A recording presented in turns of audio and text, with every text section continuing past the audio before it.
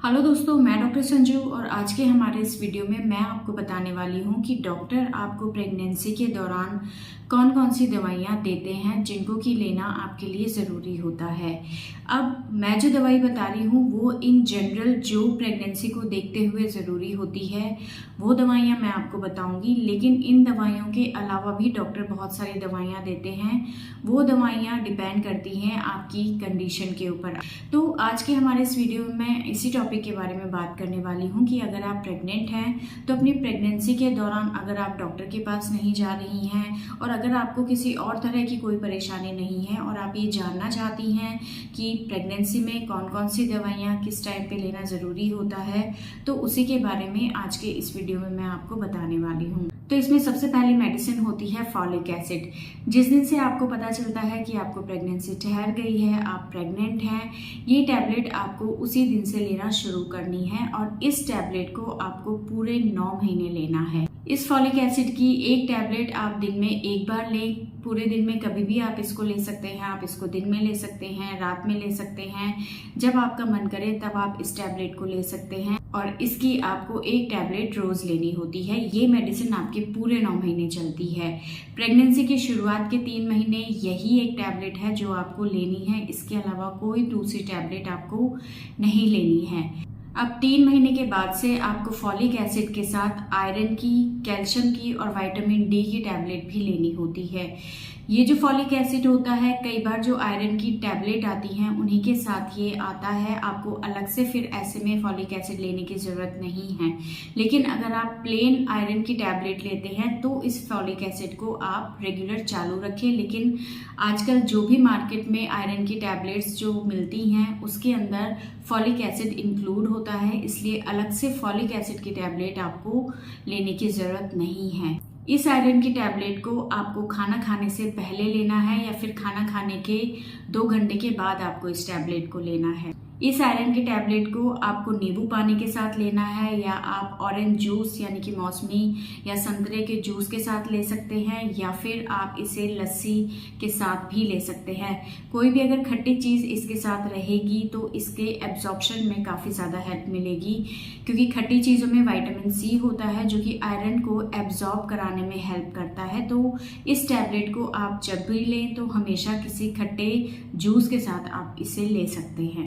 इसके अलावा जो कैल्शियम और विटामिन डी की टैबलेट्स जो आती हैं वो भी कंबाइंड आती हैं, या फिर आप अलग से कैल्शियम की टैबलेट ले सकते हैं और साथ में विटामिन डी के आप सैशे ले सकते हैं, या इसकी टैबलेट्स भी अवेलेबल है। कैल्शियम की टैबलेट को आपको दिन में रोज़ एक बार लेना है और इसको आप दूध के साथ हमेशा लें। और जो विटामिन डी की टैबलेट आती हैं वो आपको वीकली लेनी होती है। या तो विटामिन डी के सैशे आते हैं जिसको आपको दूध के अंदर घोल के लेना होता है, या इसकी टैबलेट आती है जिसको आपको वीक में एक बार लेना होता है। तो इस तरह से आयरन, कैल्शियम और विटामिन डी ये टैबलेट्स आपको आपकी प्रेगनेंसी के तीसरे महीने से रेगुलर लेना है और इसको आपको पूरी प्रेगनेंसी के दौरान चलाना है। तीसरे महीने से कई बार डॉक्टर आपको प्रोटीन पाउडर भी दे देते हैं। इस प्रोटीन पाउडर को आपको दूध के अंदर घोल के सुबह शाम 2-2 चम्मच लेना है। ये भी आपके बच्चे की वेट गेन करने में काफ़ी ज़्यादा हेल्पफुल होता है। ये पाउडर भी आपको आपकी प्रेगनेंसी के तीसरे महीने से स्टार्ट करना है। ये जो कैल्शियम, विटामिन डी की टैबलेट्स होती हैं और जो आयरन की टैबलेट्स होती हैं, इनको आप कोशिश करें कि जब आपकी डिलीवरी हो जाए उसके बाद भी कम से कम 1 महीने तक आपको इन मेडिसिन को रेगुलर रखना है। क्योंकि कई बार क्या होता है, डिलीवरी के बाद बहुत ज़्यादा ब्लीडिंग होने की वजह से महिलाएं बहुत ज़्यादा वीक हो जाती हैं, उनके अंदर थकान, कमज़ोरी रह जाती है। तो इस कमी को दूर करने के लिए अगर आप अपनी डिलीवरी के बाद भी इन दवाइयों को लगभग महीने भर रेगुलर रखेंगी तो इससे आपकी जो वीकनेस है, जो कमज़ोरी है, वो बहुत जल्दी ठीक हो जाएगी। ये मेडिसिन होती हैं जो आपको आपकी प्रेगनेंसी के दौरान लेनी होती है। इसके अलावा प्रेगनेंसी के दौरान जो टिटनेस टॉक्सिन है उसकी 2 डोज लगती हैं। दोनों डोज में कम से कम 1.5 महीने का अंतर होना चाहिए। इसकी जो पहली डोज होती है यानी कि टिटनेस की जो पहली डोज लगती है प्रेगनेंसी के दौरान, वो तीसरे महीने के बाद यानी कि चौथे महीने में आपको लगती है, और जो दूसरी डोज होती है वो पहली डोज के 1.5 महीने के अंतराल से लगती है। तो यही मेडिसिन और इंजेक्शन होते हैं जो कि आपको प्रेगनेंसी के दौरान लगाए जाते हैं। एक नॉर्मल हेल्दी प्रेगनेंसी अगर आपको है, किसी तरह का कोई कॉम्प्लिकेशन नहीं है, तो सिर्फ यही मेडिसिन आपकी पूरे 9 महीने चलती है। लेकिन अगर आपकी प्रेगनेंसी के दौरान किसी और तरह की कोई साथ में प्रॉब्लम है, जैसे कि अगर आपको रिकरेंट एबॉर्शन है, या